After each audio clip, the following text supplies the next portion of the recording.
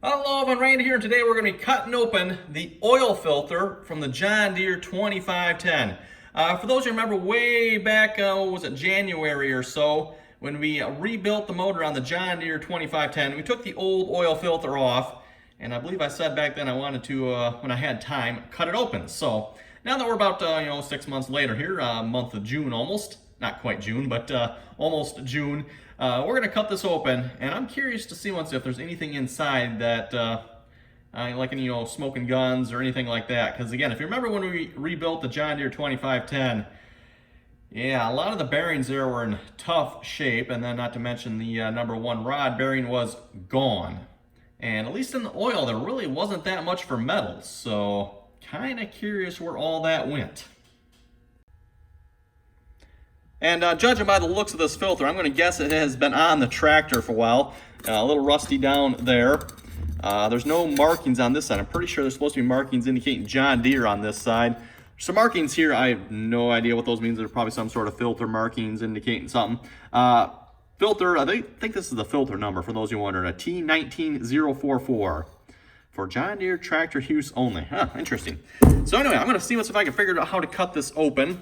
I'd like to pry it open somehow, but I don't think that's going to be doable. That'd probably be a little hard. So maybe we'll just sawzall it kind of around the outside edge. Here's what I was thinking. Pop it open, and then, like I said, just see what is inside there. Of course, I could always cut the whole thing off with that. Nah, bad idea. Better stick with a sawzall. Speaking of sawzall, by the way, here, yes, that is I don't know, can you folks see it in there? I don't know, maybe you can't. Yes, that is a red blade and the DeWalt sawzall. Probably gonna get struck for lightning for that. But anyway, I gotta say, this is one of those Milwaukee Axe Blades. I think that's what they call them anyway, Milwaukee Axe Blades, something like that. Wow, are they an awesome blade? They really work nicely, although they do come with an awesome price tag as well, I'll have to say. But yeah, they work quite nicely. This is their metal cutting blade here. The Milwaukee Axe, I think, or something like that they call that. So, yeah, we're going to give that a try here today. Like I said, great blade, but wow, does it come with a price tag to go with it. So let me get this clamped up in the vise here a minute. Let's get that open. And I'm going to just try to cut around it here. Nope, a little more yet. Hopefully this opens far enough. I think it does. There we go. We'll just set that in there like a so. Like we know what we're doing. Of course, it's just kind of a tin can on the outside, so we can't really put a lot of clamping pressure on it, but we'll get some. And let me get set up here, and we'll cut this open.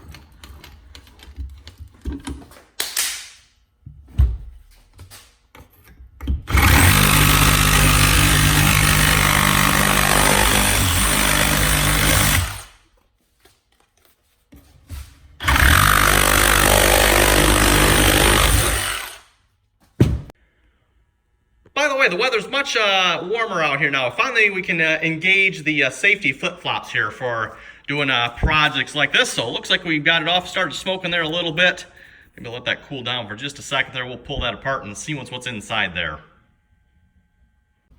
Okay, everyone, hopefully it's cut open here. Let's see if we got it. There's what the inside looks like. Oh, we got some sludge already, looks like. You know what, let me grab a screwdriver here too, just so we can get into some of this stuff here.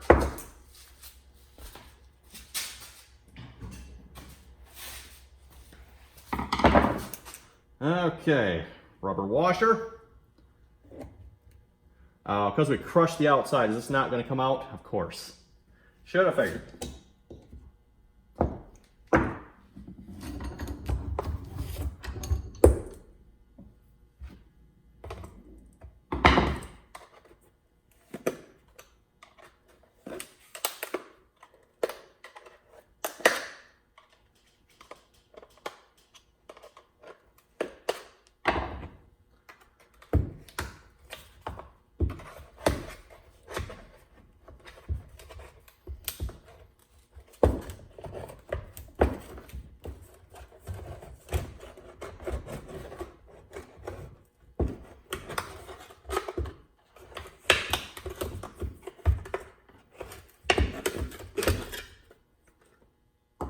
Okay, let's see if it'll come out now here a little bit better.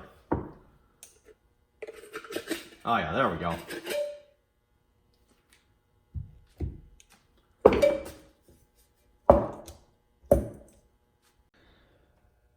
Okay, everyone, got it apart there. Just had to pry out the outside edge there just a little bit, and then it slid out.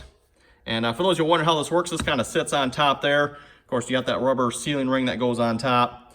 So your, we'll call it dirty oil, I believe goes in through here, comes through the filter elements, and then the clean oil comes out the center, I believe. I think that's how that works, if I remember correctly.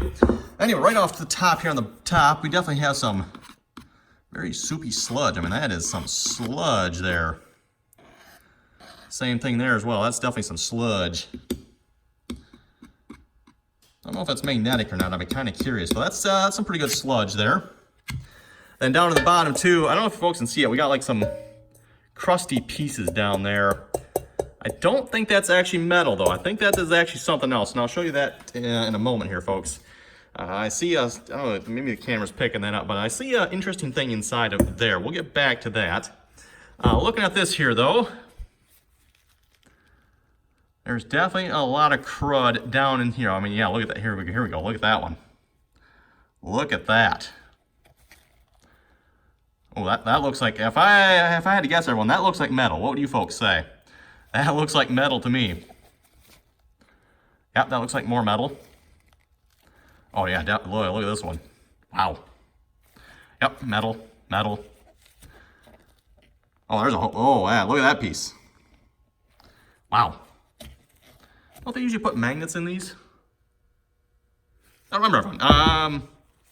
Boy, I thought I've heard before that they put a magnet inside of these. I wonder what that center piece is. I'm not actually sure on that. I'm kind of curious here now if we, can we cut or pry this top off without wrecking it too much and maybe open these pleats up a little more. Maybe I'll do that here too. Let's, yeah, let's try that.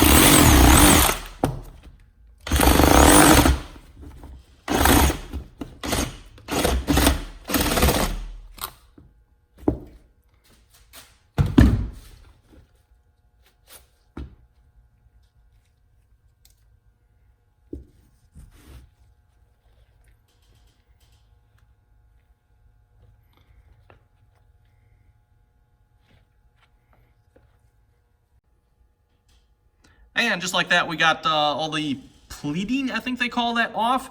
Kind of sits around that there. Of course, just the Sawzall. Yeah, look at that. And I could flip it over so you can see the other side too. But this is pretty, I mean, pretty much throughout the entire thing. Kind of what I was expecting to see, everyone. That's kind of what I was expecting to see. Because again, everyone, we had a bearing that was pretty much gone. All that material had to go somewhere. It wasn't visibly in the oil. You know, the bottom was definitely a bit sludgy, but not really metallic that you could see. So, yeah, look at that one there. Look at that. Wow. Anyway, the other thing I noticed here, everyone, looking at this can. Let me see if I can get the camera to show this real well here. I get it in the light. Oh, can you folks see that? Look at all that rust inside the oil filter. I don't know about you folks, wouldn't that indicate at some point that had to have water pumped through it? Because that shouldn't be rusty like that, right? Someone correct me if I'm wrong, but it seems a little odd to me that the inside of that oil filter, and it's rusty all the way around pretty much there, and the camera, at least from what I can see, is not picking that up real well. You know what, let me grab a flashlight here. Maybe you can see that a little better. Get a flashlight here. There we go. Now can you folks see it? And that's like some pretty good rust too, I would say. I mean, look at that. So like I was saying, there's like some stuff down in the bottom there. I don't think that is metal. Well, maybe it is. It could be too. I think that's actually rust that's down in the bottom of this filter here that is flaking off the side here. Because yeah, like I said, that's some pretty good rust coming off that filter. Also, something interesting I noticed on the bottom here, there's like this spring-loaded thingamajigger there. It looks like a pressure relief on the bottom. So I guess if your filter, oh, got it stuck in there. Oh well. So if your filter here were to like completely plug up, the pressure relief on the bottom could open and still let the oil flow through. I guess at least I'm assuming that's kind of the idea behind that anyway. Anyway, everyone, I think with that, we're going to wrap this video up here. Hope you folks enjoyed seeing what was inside a oil filter. Not to mention the oil filter that was on the John Deere 2510 that had a, I don't know, what would you call it? A rod bearing that was gone pretty much. It was paper thin almost. And it actually was gone in spots. So, yeah. And then not to mention, of course, the crankshaft itself was damaged and all that good stuff. The rod itself was damaged. So there was a lot of metal that had to have gone through this motor at some point. And come to think of it, everyone, this still is not enough metal, is it really? Not really, is it? But there's still a lot of metal here. So anyway, I hope you enjoyed seeing that. I was kind of curious myself. That's why I kept this filter around, even though it took me a few months to get to it here. I wanted to see what was inside of it. I think we found two things. One, it's rusty inside. That's kind of weird if you ask me. Shouldn't be rusty. I mean, it's just been sitting in the shop here. It's, you know, it's not wet in the shop at all. And not to mention, you know, it's oil filter. It's oil, evidenced by my hand. Well, I had gloves on there. This oil, everyone, is very, very, very, did I say very staining? I don't know what's up with this oil, everyone. It's either really old or it's got so much stuff in it. It's black. It's really, really black, and it's really, really hard to get off. So, anyway, everyone, thanks for watching, and till next time.